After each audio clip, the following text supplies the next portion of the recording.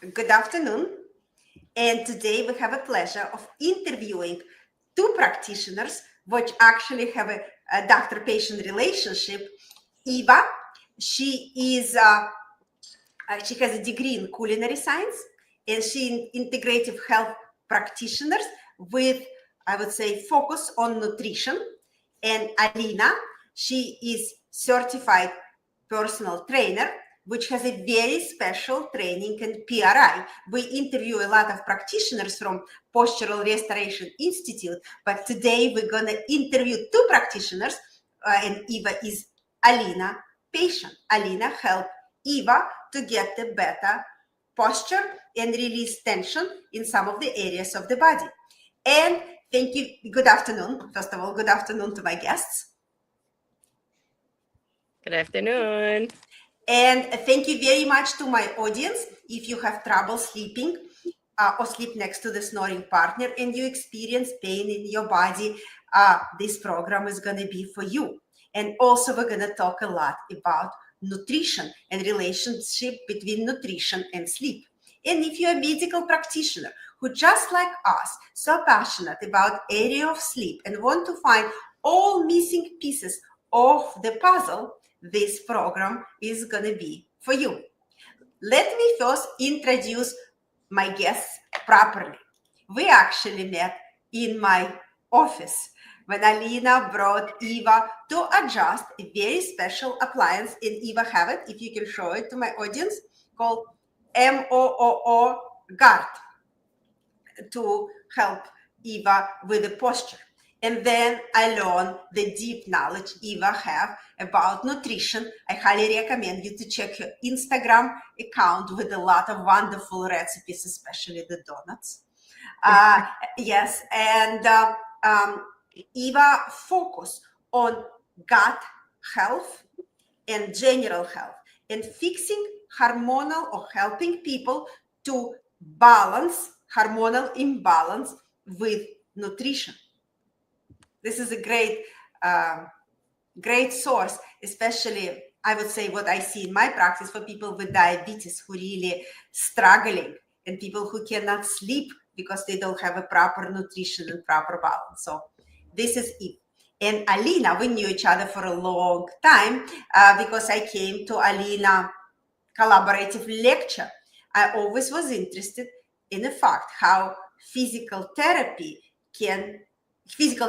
can work with the dentist on balancing a lot of missing links here, especially pain in temporomandibular jaw joint and neck pain. And a lot of sleep apnea patients, they also have a very restrictive way of breathing, I would say. They cannot breathe because all the muscles, not only these muscles, but also muscles of the chest are very tense. So physical therapist can help you with that. And my first question gonna be to Eve. Please tell me, Eve, how do you approach balancing hormones through nutrition? And what role God plays in that, health balance situation? So your hormones they're really typically made in your gut, the way your gut's functioning in terms of your bacteria and the way it's balanced out, and then in the liver. So if we don't eat the way we need to eat in order to support our gut or our liver, then it's not going to know what to do with it, and your hormones are going to end up becoming recycled. And then there comes the approach of the outside things, of environmental factors that can affect the gut. So I really try to take a overall approach, not just looking at the nutrition, but also what comes with the nutrition overall, because sometimes just eating healthy is not enough. If someone says I eat healthy, it's very vague. If they tell me, I'm eating healthy and my hormones are still not balanced out, and I go deeper into, okay, what time are you eating? How much are you eating of protein and carbohydrates and fats? What are the sources of those? It's very important to get into those specific details because it's helping you balance out your hormones by stabilizing blood sugar through meal timing and through the foods that you eat. So No, really trying to eat wholesome as much as you can, eating foods in its wholesome form, fruits, vegetables, complex carbohydrates, proteins.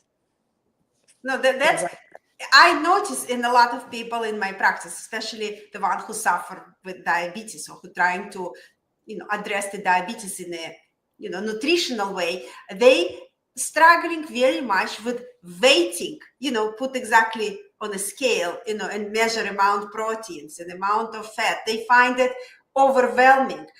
Tell me, is it any other way to approach that meticulous, meticulous measurement? Right. So it's if you want to simplify it more, you're really just looking at your plate. You want half your plate to be vegetables. You want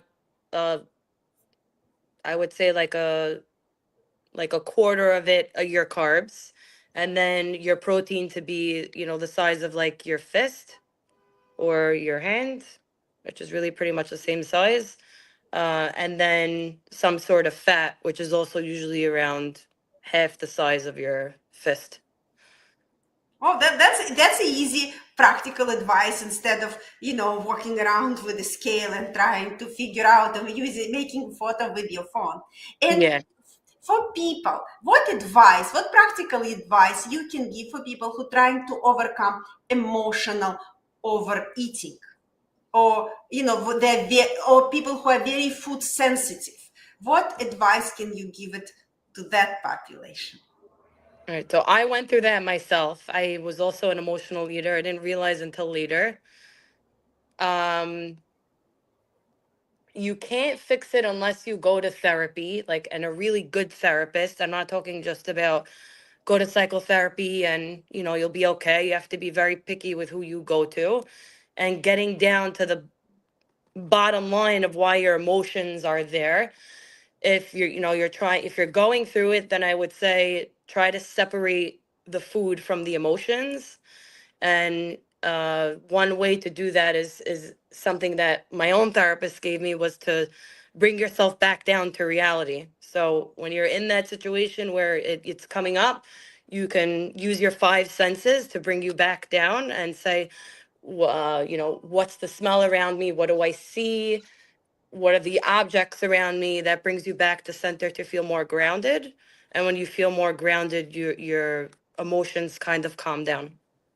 That's a beautiful advice. Now, I would like to ask you your story. Tell me, what's your story with Aleena treatment, with a physical therapist, with actually MOO device? Why are you using that, and what was your original complaint, and how did it help you? So I'm not going to go back to the past too much in detail, but I was in a very bad accident, I would say like maybe 20 years ago, that left me with cracked teeth and TMJ. Uh, I recently got sick a couple of years ago with mold illness, and I was getting, bloated. I had yeast overgrowth. Uh, and then I went down the whole, nervous system healing, and, working on stress and like, what are the stressors? And I bumped into one of my friends is Dr. Jess Petros. She introduced me to Aleena and connected us. And I was looking into, like PRI and, what does this do? How does this affect the body physically, internally, physiologically? And she was just, explaining how the outside posturally, your mouth, your teeth, your jaw development, all of that can affect your nervous system. Yeah, And if that's out of alignment, then it's going to affect digestion and everything else. that's kind of a missing link, and I think 98% of the population, they don't have a clue what vision and dental are so closely related. Please, Aleena, tell us your part of the story for Eve. What did you address, and how actually vision and dental are related? Yeah, sure. So, I mean, with Eve, I became to know her as a friend. So there was a little bit of that too. So, I mean, I treated her and made sure we did techniques first, like I do with all my patients, and make sure that the techniques are the goal of the techniques is to get the body to organize over the right half, come to neutral, organize over the left half. And with Eve and with many of my patients is that they do the techniques are consistent. They do a great job, but they might feel better, but not everything goes away. They still struggle with some of the same complaints that they came to me in the beginning. And then when I start to look at dental or look at vision, I see that the factors from up above are impeding the ability to what we call oscillate, go right, center, left.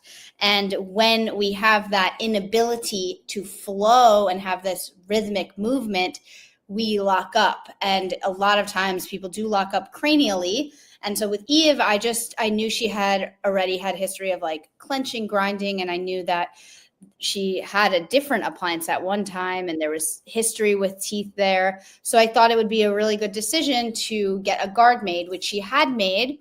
And then, right, we needed to get it adjusted because it was working. But then sometimes with people, if it's not adjusted within the right timing, or if their body starts to progress and the guard didn't make any shifts along with those body progressions, then we need to be able to make sure that the body is working well with the appliance while the body is neutral. So then we did that with you, and you were so awesome, and you were able to adjust that guard in a way that has really helped.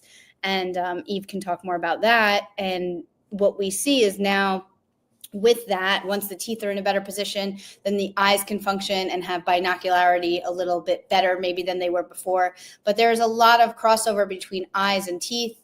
And when we see kids that get their braces off, on, and teeth are moving, we do see visual issues sometimes pop up. Not always, sometimes the moving of the teeth, if it's done properly or if it's done in an adequate timeline, it actually makes it better and maybe their visual issues diminish. So it is very person specific, but they are very interconnected. No, this is a fascinating sign. Eve, can you please show us how the guard look on you, if you can show it to our audience? Yeah, no, it's on the bottom teeth, like a night guard has a certain relationship. So tell us, what do you feel? We have a beautiful videos and we're gonna put it online, what we did in the office, how your posture changed and how you start walking straight instead of being, lopsided with one shoulder down, and your kind of back was also slightly bent. Yeah. So tell me what you feel when you're wearing the guard. So before the guard, I had very bad headaches. My prescription in my eyes was actually higher before. It went down a lot. It was like 1.75 and now it's down to like 1. Mm-hmm. I'm more calm. Like people tell me, "Oh my God, you look more grounded. You're talking slower. I feel more calm in my body." I also had very bad low back pain for many years. I went to a lot of physical therapy and a lot of people to try to help me. Nobody can help me. Nobody. And with the appliance and everything I did with Aleena, I haven't had low back pain in maybe a year already. That's a fantastic result, Aleena. You did such an amazing job. But tell us, when physical therapists or personal trainer who are PRI trained go to the guard instead of using regular physical therapists. I know a lot of physical therapists who have no clue about this model of treatment. Yeah, so I think what's different is that when you go to PT, they're doing, I think, a very similar to how functional medicine, not functional medicine, conventional medicine does, Mm-hmm. where they're treating the symptoms. They're not getting down to the root cause or, of what someone's root cause can be, which can be the jaw or the eyes. So it's very different when you're working with a trainer or a physical therapist that has the PRI background, because they're really getting down to the root cause, and also at the same time they're building strength in the new patterns that their body needs to get into. Aleena, what's your view on that? Yeah, I think that she explained it really well. Like, you can do all these things to try and get yourself better. You can stretch, you can roll, you can go to all these providers, you can strength train. But if you have an impeding factor in your teeth or in your eyes or also in your feet and what you're wearing, and that's what's touching the ground, then you're not going to be able to override those systems. Especially if you're somebody who is highly sensitive, especially if you're somebody who stresses out easily. Most of the time, these are the people that I see. It's not the people that things roll off their back. Mhm. But even those people that seem like things roll off their back, if they have teeth and eyes that do not function properly, then it's going to create some havoc. Got it. What does it mean? Maybe a lot of people don't know. What does it mean being grounded? In a sense, how you use it in physical therapy or Yeah. especially with the guard. Because for me, being grounded, I know exactly what each word means, but it was a very new concept. And after you guys explain, I'll explain my astonishment with that particular expression. Yeah, so I think of groundedness in two ways. There's electromagnetic groundedness and frequency groundedness, which is when you're in touch spiritually and you go out and you put your feet in the sand or you put your feet in the earth. You have this Schumann resonance of that groundedness, and that's wonderful, and we need that. But I'm also looking at it from a physical perspective, and structural and physical groundedness is the ability that your body is able to get into a neutral state and you can stack your body. So your rib cage and your pelvis and your cervical spine can be in alignment so that you can rotate.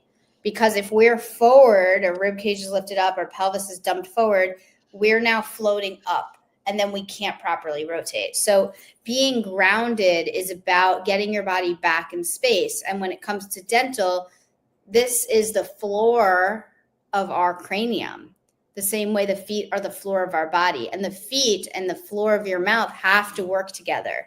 So being grounded has a lot to do with how well your brain feels your bite. So if you are missing a molar on one side, you're not going to be as efficiently grounded as if you had that molar.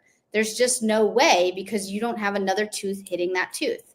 And that contact is feedback to your brain.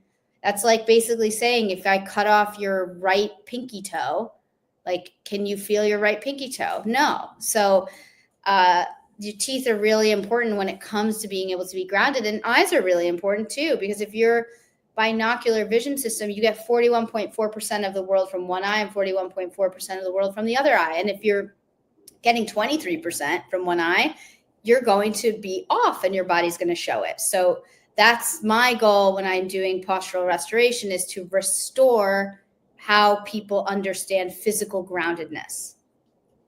That's a beautiful explanation how you explain, and you really know it's so deep. So now for me, when I start doing MOO for my patients, Yeah. it's kind of a magical experience. I know I mentioned it when you were both Yeah. in the office.